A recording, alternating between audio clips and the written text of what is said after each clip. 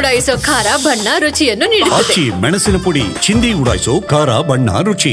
ಈ ಥರ ಇದೆ, ನಿಮ್ಮ ಅತ್ತಿಗೆಯವ್ರ ಕಡೆಯಿಂದನೇ ಕೈವಾಡ ಇದೆ ಅಂತ ಹೇಳ್ತೀವಿ. ಅದೇನು ಕಾರಣ ಕೇಳಿಲ್ಲ ಇನ್ನು, ಅವರು ಇನ್ನೂ ತನಿಖೆ ಮಾಡಿಲ್ಲ. ಅವ್ರನ್ನು ಬಂದು ಅರೆಸ್ಟ್ ಮಾಡಿ ಇದು ಮಾಡಿದ್ದಾರೆ. ಈ ತರ ಆಗಿರೋದಕ್ಕೆ ಏನು ಅಂತೀರಾ ಸರ್? 18 ವರ್ಷ ಸಂಸಾರ, ಇಬ್ಬರು ಮಕ್ಕಳು, ಸ್ವಲ್ಪ ಹೋದ್ರೆ ಮಕ್ಕಳು ಮದುವೆ ಮಾಡಬೇಕು, ಗ್ರಾಮ ಪಂಚಾಯತಿ ಸದಸ್ಯೆ, ಈ ಗಂಡನ ಮರ್ಡರ್ ಮಾಡಿಸ್ತಾರೆ ಅಂದ್ರೆ ಏನು ಅನ್ಸುತ್ತೆ? ಏನು ಅನಿಸುತ್ತೆ ಸರ್, ಇದು ನಮ್ಮ ಸಾರ್ವಜನಿಕರನ್ನ, ನಮ್ಮ ಗ್ರಾಮದವ್ರನ್ನ ಕೇಳಿದ್ರೆ ಅವರೇ ಹೇಳ್ತಾರೆ ಸರ್. ಅವರೇ ಹೇಳ್ತಾರೆ ಇದ್ರ ಬಗ್ಗೆ. ನಾವು ದುಃಖದಲ್ಲಿ ನೋವೇಲಿ, ನಮ್ಮ ಗ್ರಾಮದವರು ಎಲ್ಲ ತುಂಬ ನೋವೇಲಿದ್ದಾರೆ, ಇನ್ನೂ ನೋವೇಲಿದ್ದಾರೆ. ಅವ್ರು ಇನ್ನೂ ಕೆಲವು ಒಂದು ನಮ್ಮ ಅಣ್ಣನ ಆತ್ಮೀಯರು ಸಹ ಊಟನೂ ಮಾಡಿಲ್ಲ, ಇನ್ನೂ ನಮಗೆ ನ್ಯಾಯ ಸಿಗಲಿಲ್ವಲ್ಲ ಅಂತ. ಈಗಲೇ ನೆನ್ನೆಯಿಂದ ನ್ಯಾಯ ಸಿಗ್ಬೋದೇನೋ ಅನ್ನೋ ಒಂದು ಇದಕ್ಕೆ ಮಾಕ್ಲಿ ಗ್ರಾಮದವರು ಸ್ವಲ್ಪ ಸಿಗ್ಬೋದೇನೋ ಅಂತ ಒಂದು ಕುತೂಹಲದಲ್ಲಿದ್ದಾರೆ. ಈಗ ಮರ್ಡರ್ ಆದಮೇಲೆ ಸರ್ ಮತ್ತೆ ಎಲ್ಲಿದ್ರು? ಮರ್ಡರ್ ಆದಾಗ ದಿನ ಸೋಮವಾರ ಅಲ್ಲೇ ಇದ್ದರು ಸರ್, ಅವರು ಬೆಂಗಳೂರಲ್ಲೇ ಇದ್ದರು. ಮಂಗಳವಾರ ನನ್ನ ಜೊತೆಲೇ ಬಂದ್ವಿ, MK ದೊಡ್ಡಿಗೆ ಹೋದ್ವಿ, ಅಲ್ಲಿ ಕಂಪ್ಲೇಂಟ್ ಕೊಡ್ತಿದ್ವಿ. ಮಂಗಳವಾರ ನಮಗೆ ಮಂಗಳವಾರ ಮಧ್ಯಾಹ್ನ 1:15ಗೆ ಮರ್ಡರ್ ಆಗಿದೆ, ಇಲ್ಲಿದೆ ಅಂದ್ಬಿಟ್ಟು ನಮ್ಮ ಸೋಮವಾರ ಮಿಸ್ಸಿಂಗ್ ಅವರು. ಸೋಮವಾರ ಸಂಜೆ 6:10ಕ್ಕೆ ಮನೆ ಬಿಟ್ಟರು ಅವರು. ಸೋಮವಾರ ಎಲ್ಲಿಗೆ ಹೋಗಿದ್ರು ಅವರು? ಸೋಮವಾರ ಬೆಂಗಳೂರಿಂದ ಬಂದರು. ಸೋಮವಾರ ಬೆಳಗ್ಗೆ ಬೆಂಗಳೂರಿಗೆ ಬಂದರು, ಮಗನ ಹಾಸ್ಟ್ಲಿಗೆ ಬಿಟ್ಬಿಟ್ಟು. ಇಲ್ಲಿ ಕಣ್ವಾಕ್ಕೆ ಬಿಟ್ಟು ಬೆಂಗಳೂರಿಗೆ ಬಂದರು ಡೈರೆಕ್ಟ್.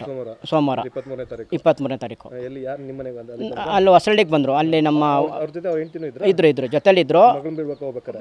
ಬಿಡ್ಬೇಕಾದ್ರೆ ಇರಲಿಲ್ಲ, ಹೆಂಡ್ತಿ ಇರಲಿಲ್ಲ, ಮಗನ ಮಾತ್ರ ಕರ್ಕೊಂಡೋಗಿದ್ದಾರೆ. ಇಲ್ಲ ಇಲ್ಲ ಇಲ್ಲ, ಬೆಂಗಳೂರು ಅದಕ್ಕಿಂತ ಹೋಗಿಲ್ಲ.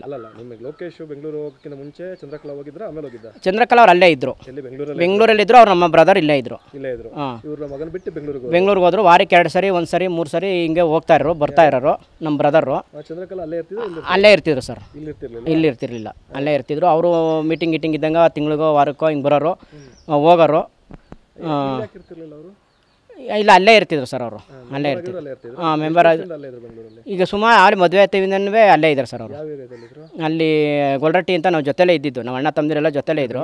ಬೆಂಗಳೂರಲ್ಲೇ ಇರೋದು ಸರ್, ನಾನು ಈಗಲೂ ಬೆಂಗಳೂರಲ್ಲೇ ಇರೋದು, ಜೊತೆಲೇ ಇದ್ದಿದ್ದು. ಈಗ ಬಂದು ಹೋಗ್ತಿದ್ರು. ಇಲ್ಲಿರೋರು, ಇಲ್ಲಿ ವ್ಯವಹಾರ ಎಲ್ಲ ನೋಡೋರು, ಜಮೀನು ನೋಡೋರು, ಜನಗಳದ್ದು ಕಷ್ಟ ಸುಖಕ್ಕೆ ನಿವಾರಣೆಗೆ ಹೋಗೋರು.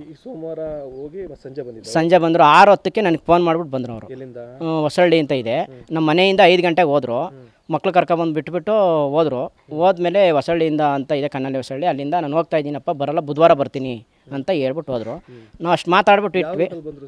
ಅವರು ಮಾಮೂಲಿ ಕೊಮ್ಗಟ್ಟ ಚಳಗಟ್ಟ ಮೇಲೆ ಹಾಸಿ ಕುಂಬ್ಳಗೂಡಲ್ಲಿ ಹಾಸಿ ರಾಮನಗರ ರೈಟ್ ತೊಗೊಂಡು ಕೆಶಾಪುರ ರಸ್ತೆಯಲ್ಲಿ ಬಂದಿದ್ದಾರೆ. ಮಿಸ್ ಆಗಿರೋದು ಅಲ್ಲೇ ಸರ್, ಅವತ್ತೇ ಆಗಿದೆ ಸರ್. ಅವತ್ತೇ ಆಗಿದೆ. ನಮ್ಮ ಪಕ್ಕದ ಗ್ರಾಮರು ಯಾರೋ 2 ವೀಲರಲ್ಲಿ ಬರಬೇಕಾದ್ರೆ ಕಾರ್ಗೆ ಎಳೆದಾಕೊಂಡಿದ್ದನ್ನ ಕಾಪಾಡಿ ಅಂತ ನಮ್ಮ ಅಣ್ಣರು ಕೂಕೊಂಡಿದ್ದಾರೆ. ಅವರು ಲೋಕೇಶ್ ಅವರೇ ಅಂತಲೇ ಅವ್ರಿಗೂ ಮಾಹಿತಿ ಗೊತ್ತಿಲ್ಲ.